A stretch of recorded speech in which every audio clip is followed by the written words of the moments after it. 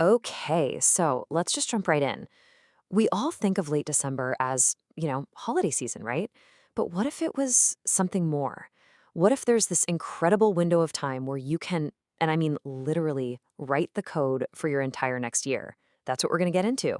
We're looking at the ancient idea of Yule, but not just as a party. We're talking about it as a straight up practical guide to programming your own future. So just picture this for a second. What if those 12 days after the winter solstice weren't just about finishing off the year?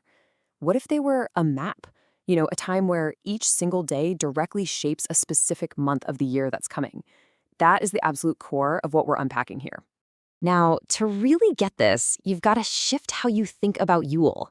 It's what's called a liminal space.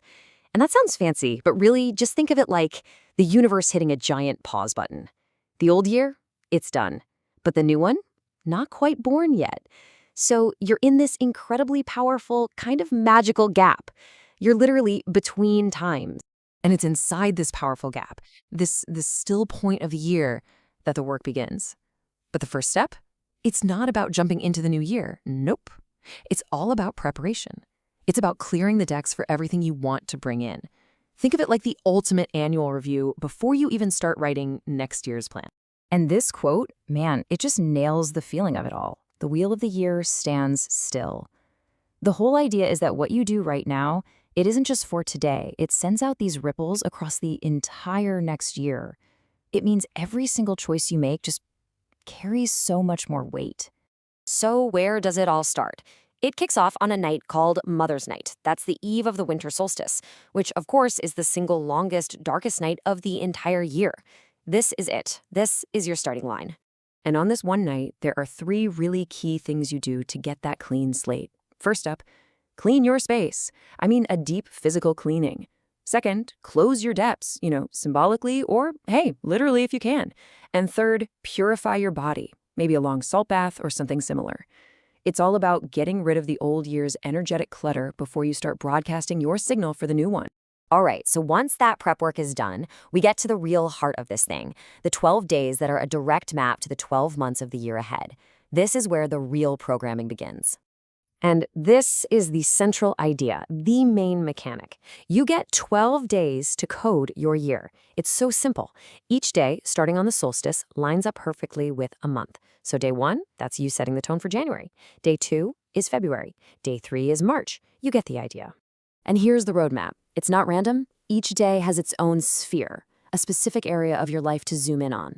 So, for example, day 1, which is your January, is all about personality. The action? Treat yourself. Then you've got day 4 for April, which is focused on home and ancestors. Jump ahead to day 10 for October, and it's all about your career and goals. See? It's this incredibly structured guide that helps you focus your intentions one piece at a time. But here's the really important part. The energy and the focus shift dramatically from one day to the next. So you might have day 5, your May, which is all about joy, creativity, and just play. The focus is literally hobbies and giving gifts. Now, contrast that with day 8, which is your August. That one's about crisis and transformation. The work there is way deeper. It's internal. It's about letting go of old baggage, meditating on what has to change. You're not just making a list, you're actively shaping the entire rhythm of your year. And this whole amazing process builds up to the 12th night.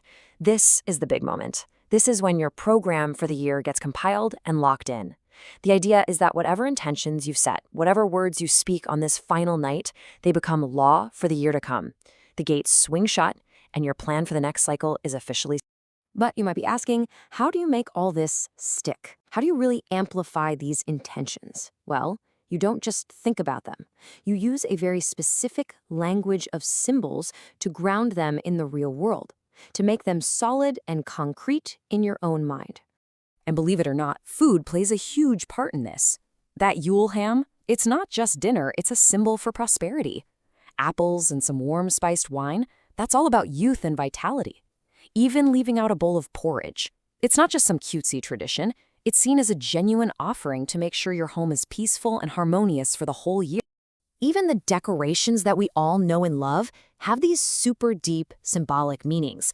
Bringing evergreens inside, that's a symbol of life, of immortality, right in the middle of the darkest part of the year. The Yule goat, he's like a guardian for all your stuff, your resources. And that wreath on your front door, it's so much more than just pretty. It's meant to be a circle of magical protection for your home. And there's even this cool folklore about protecting yourself from chaos. Super simple things like putting bells on the door. Apparently, the sound of metal pushes away chaos. Or even just placing a small piece of iron on a windowsill. These little things were thought to repel any negative vibes and just keep the home safe while all this powerful spiritual stuff is going on. Okay, last part, and this is crucial. To make sure all this work is not only effective but also safe, there are 3 very clear, very simple rules to follow. Think of them as the operating protocols for this whole system. Rule number 1 is never leave the house without fire. Now, this doesn't mean you need a roaring fireplace 24/7. It just means some kind of light. It could be a single candle or even just the lights on your holiday tree needs to stay burning after dark. It's all about keeping that sacred fire of life and your intentions burning bright. Rule 2 is a big one. Seriously, never ever wish harm on anyone. The thinking here is that during this special time, that veil between your thoughts and what actually happens gets super thin.